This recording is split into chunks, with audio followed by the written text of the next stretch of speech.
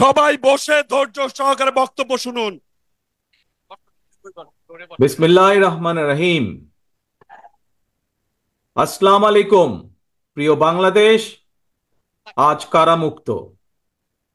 পুরো বাংলাদেশটাকেই বিগত 15 বছর ধরে বন্দি করে ফেলা হয়েছিল। আয়নাঘর মুক্ত আজ আমাদের প্রিয় বাংলাদেশ। বিরোধী মতের মানুষকে আয়নাঘরে আটকে রাখা হতো, আজ উন্মুক্ত হয়েছে গণতন্ত্রের দ্বার। আজ মুক্ত, স্বাধীন প্রিয় বাংলাদেশ। প্রিয় বাংলাদেশের সাহসী ছাত্র জনতাকে বিরচিত অভিনন্দন। প্রিয় দেশবাসী, আপনাদের ঐক্যবদ্ধ আন্দোলনে গণহত্যাকারী হাসিনা দেশ ছেড়ে পালিয়েছে। প্রমাণ হয়েছে আবারও মুক্তিযুদ্ধের বাংলাদেশ কখনো পরাজয় মানে না, মানতে পারে না এবং মানবে না। বাংলাদেশের পক্ষের শক্তি ঐক্যবদ্ধ থাকলে কোনো অপশক্তি বাংলাদেশকে দমিয়ে রাখতে পারবে না ইনশাল্লাহ। 1971 এর মুক্তিযুদ্ধ আর 2024-এর মুক্তিযুদ্ধ, উভয় মুক্তিযুদ্ধেই জনগণের বার্তা একটি। কি সেটি? সেই বার্তা হলো, শর্ত দিয়ে স্বাধীনতা হয় না। স্বাধীনতা প্রিয় জনগণ স্বাধীনতা অর্জন কিংবা স্বাধীনতা রক্ষায় কোনো শর্ত মানে না, মানতে রাজি না। গণহত্যাকারী স্বৈরাচারী হাসিনা পালিয়ে যাবার পরে বাংলাদেশ থেকে, প্রিয় বাংলাদেশ থেকে আমি যত মানুষের সাথে কথা বলেছি, প্রতিটি মানুষ অনুভূতি প্রকাশের প্রথম উচ্চারণ ছিল, বাংলাদেশ স্বাধীন হয়েছে। স্বাধীন বাংলাদেশ থেকে বলছি। দেশ এবং জনগণকে স্বাধীন করতে গিয়ে চোখে মুখে বুকে গুলি আলিঙ্গন করা আবু সাইদ কিংবা মুগ্ধের মতন হাজারো ছাত্র ছাত্রী, তরুণ তরুণীকে প্রাণ বিসর্জন দিতে হয়েছে। আহত হয়েছেন অসংখ্য, অগণিত মানুষ। এর ভিতরে ছাত্র ছাত্রী রয়েছেন, এর ভিতরে রয়েছেন সাধারণ মানুষ, গৃহিণী, এর ভিতরে রয়েছেন রাজনৈতিক নেতা কর্মী বৃন্দ। গণতন্ত্রের বিজয়ের ইতিহাসের এই মানুষগুলোর স্মরণীয় হয়ে থাকবেন। ছাত্র জনতার এই বিপ্লবে দেশের সকল শ্রেণী পেশার মানুষ সেদিন রাজপথে নেমে এসেছিলেন। গণতন্ত্রের পক্ষের রাজনৈতিক দলের নেতাকর্মীদের পাশাপাশি একজন মা যেমন তার সন্তানকে কোলে নিয়ে সেদিন রাজপথে সামিল হয়েছিলেন, একইভাবে শিক্ষক, সাংবাদিক, বুদ্ধিজীবী, সাংস্কৃতিক কর্মী, শ্রমিক সহ সকল শ্রেণী পেশার মানুষ সেদিন রাজপথে নেমে এসেছিলেন। 52, 71 কিংবা 90-এর মতন দেশের ছাত্র সমাজ বিজয়ের নতুন আরেকটি অমর ইতিহাস রচনা করেছেন। ছাত্র জনতার ঐক্যবদ্ধ বিপ্লবের মধ্যে দিয়ে 2024 সালের 5ই আগস্ট বাংলাদেশ দেখেছে আরেকটি বিজয়। আমি বিএনপি সহ গণতান্ত্রিক আমি প্রতিটি রাজনৈতিক দলের পক্ষ থেকে দলমত নির্বিশেষে অভিনন্দন জানাই বাংলাদেশের বীর জনতাকে। প্রিয় দেশবাসী, হাজারো শহীদের রক্তের বিনিময়ে অর্জিত স্বাধীনতার গৌরবকে কালেমা মুক্ত করার ষড়যন্ত্র এরই ভিতরে আবার শুরু হয়ে গিয়েছে। দেশকে গণতন্ত্রের উত্তরণের চলমান প্রক্রিয়াকে বাধাগ্রস্ত করতে সারা দেশে অস্থিতিশীল পরিবেশ সৃষ্টির ষড়যন্ত্র স্পষ্ট হয়ে উঠছে। প্রশাসনের প্রতি আহ্বান, শক্ত হাতে আইন শৃঙ্খলা নিয়ন্ত্রণ করুন, প্রতিটি মানুষের নিরাপত্তা নিশ্চিত করুন। ধর্ম, বর্ণ পরিচয়ের কারণে কেউ যেন নিরাপত্তাহীনতায় না থাকে, সবার আগে সেটি নিশ্চিত করতে হবে। দেশের বর্তমান পরিস্থিতিতে বিএনপি সহ বাংলাদেশের গণতন্ত্রের পক্ষের দলগুলোর দৃষ্টি আকর্ষণ করে বলতে চাই, ষড়যন্ত্রকারীদের এই নৈরাজ্যের কাছে আমরা হার মানতে পারি না। আমি বিশেষ করে এই মুহূর্তে দেশের সবচেয়ে বড় এবং জনপ্রিয় রাজনৈতিক দল হিসাবে সারা দেশে বিএনপির সর্বস্তরের নেতাকর্মীর প্রতি আহ্বান রেখে বলতে চাই, আপনারা যিনি যেখানে বসবাস করেন সেখানে আপনার বন্ধু কিংবা পাড়া প্রতিবেশী, তিনি মুসলমান, বৌদ্ধ, হিন্দু, খ্রিস্টান, ধর্মীয় পরিচয় যাই হোক না কেন, বিশ্বাস যাই হোক না কেন, তার নিরাপত্তায় আপনি ঢাল হিসাবে দাঁড়িয়ে দৃষ্টান্ত স্থাপন করুন। আমাদেরকে মনে রাখতে হবে, বাংলাদেশে ভূখণ্ডে বসবাসকারী প্রত্যেকটি মানুষের একটি পরিচয়, সেটি হচ্ছে আমরা বাংলাদেশী। প্রিয় ভাই বোনেরা, আরেকটি বিষয়ের প্রতি আপনাদের দৃষ্টি আকর্ষণ করে কথা বলতে চাই। একটি সভ্য এবং গণতান্ত্রিক রাষ্ট্রে পুলিশ অপরিহার্য। পুলিশ জনগণের শত্রু নয়। গণহত্যাকারী হাসিনা বিনা ভোটে ক্ষমতায় থাকার জন্য আইন শৃঙ্খলা বাহিনীকে জনগণের শত্রু হিসাবে দাঁড় করিয়েছে। তবে আমি বিশ্বাস করি, বিএনপি বিশ্বাস করে, বাংলাদেশের গণতান্ত্রিক রাজনৈতিক দলগুলো প্রত্যেকে বিশ্বাস করে, পুলিশের ভেতরে একটি চক্র ছাড়া অধিকাংশ পুলিশ কর্মকর্তা এবং সদস্য চাকরিবিধি মেনেই, দেশের আইন কানুন মেনেই দায়িত্ব পালনের চেষ্টা করছেন। হাসিনার পালনের পরে বর্তমানে খুব সুকৌশলে একটি চক্র পুলিশের মনোবল ভেঙে দেওয়ার ষড়যন্ত্রে লিপ্ত হয়েছে। পুলিশকে অকার্যকর করে দেওয়া গেলে দেশকে অস্থিতিশীল করা সহজ। ধর্মীয় সংখ্যালঘু জনগোষ্ঠীর মনে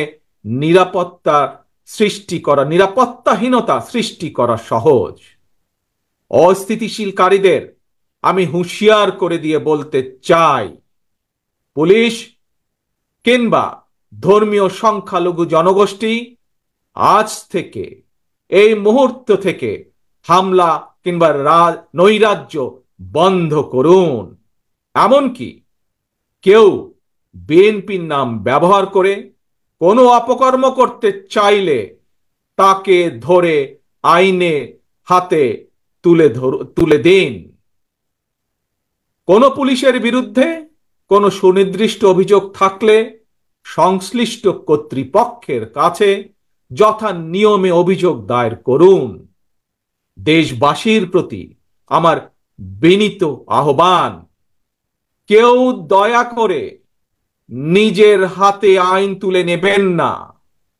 প্রতিহিংসা, প্রতিশোধে লিপ্ত হবেন না দয়া করে। বিচারের ভার নিজ হাতে দয়া করে তুলে নেবেন না।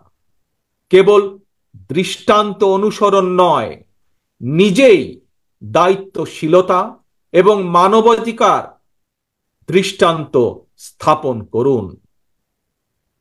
প্রিয় ভাই বোনেরা, অতীত সমালোচনা কিংবা নৈরাজ্যের বদলে নৈরাজ্য কোনো সমাধান হতে পারে না, বরং বিশ্বের সঙ্গে তাল মিলিয়ে আমাদেরকে এগিয়ে যেতে হবে। শাসন প্রশাসনকে সময়োপযোগী করে গড়ে তোলা এখন সবচাইতে গুরুত্বপূর্ণ সময়ের দাবি।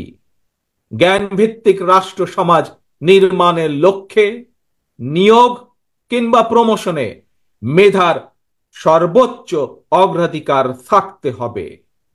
দেশকে আমদানি নির্ভর কিংবা বৈদেশিক নির্ভরতা থেকে বের করে আনতে হবে আমাদেরকে। দেশীয় উৎপাদন এবং উৎপাদনের প্রযুক্তিত নির্ভরতা বাড়াতে হবে। দেশে কর্মসংস্থান তৈরি করে বেকার সমস্যার সমাধান দ্রুতই চেষ্টা করতে হবে সমাধান করার জন্য।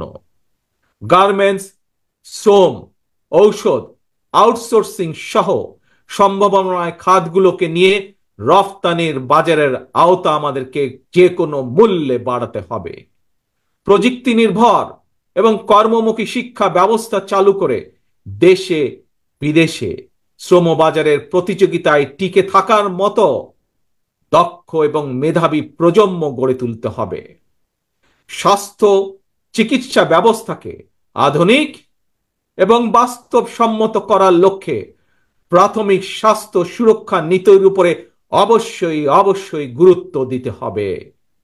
সবার জন্য সুবিচার নিশ্চিত করতে আইনের শাসন নিশ্চিত করা অবশ্যই অবশ্যই প্রয়োজন এবং নিশ্চিত করা হবে।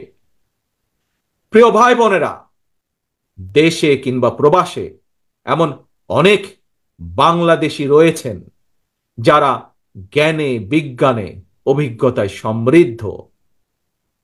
প্রচলিত রাজনৈতিক ব্যবস্থায় বিজ্ঞদের এরকম অনেকেই সংশ্লিষ্ট হতে চান না।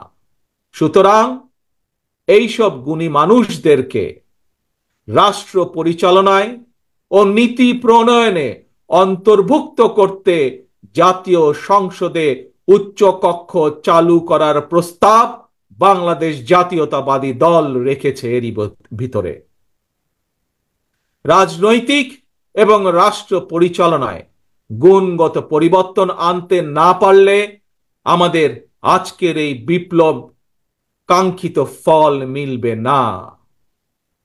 প্রিয় ভাই বোনেরা, 12.5 কোটি ভোটারের অধিকার কেড়ে নিয়েছিল স্বৈরাচার।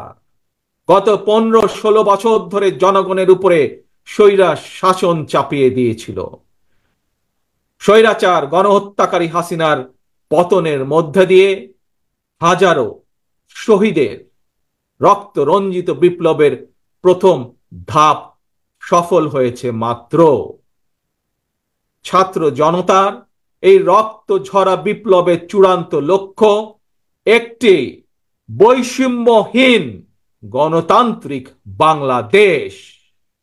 তাই বিপ্লবের লক্ষ্য বাস্তবায়নে দ্রুততম সময়ের মধ্যে জাতীয় নির্বাচন অনুষ্ঠান করতে হবে।